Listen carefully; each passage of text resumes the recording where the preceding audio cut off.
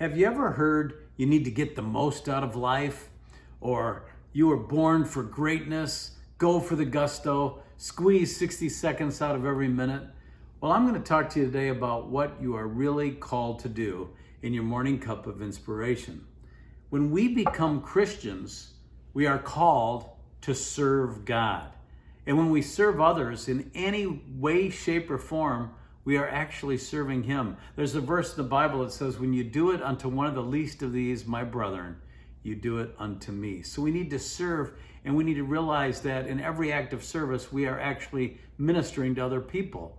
In the Bible, the word minister and servant are interchangeable. They're synonymous.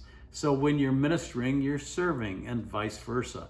There's so many examples of people in the Bible who didn't feel like they could really serve God. And maybe you're thinking, well, I can't really do great things for God because I didn't go to college for Bible study. I didn't major in world religions or Christianity. I don't have enough knowledge, but that's not true.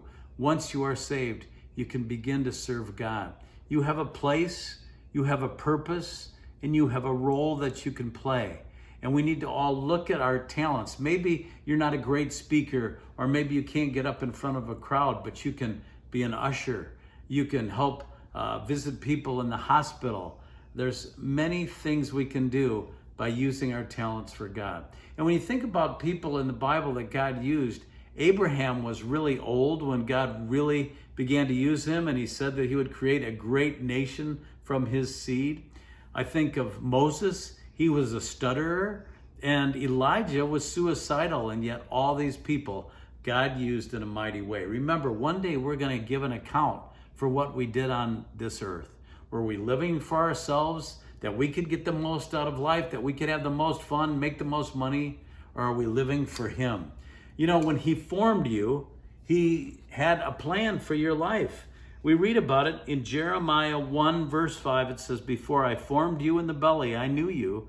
And before you came forth out of the womb, I sanctified you. And I ordained you a prophet unto the nations. And that's what he was writing, speaking to Jeremiah. But that's what he's speaking to us. When he formed us, he ordained us to go forth and minister.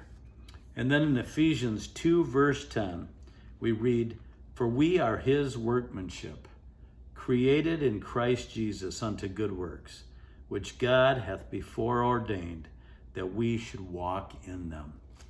We need to keep in mind that we don't serve to be saved. In other words, salvation doesn't come out of service, but when we are saved, we serve others because we are saved, because we want to serve God.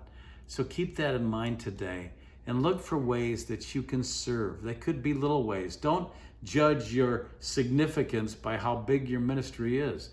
Start out by serving your neighbor, your friends, and anyone you can in the church. That's what we were created for.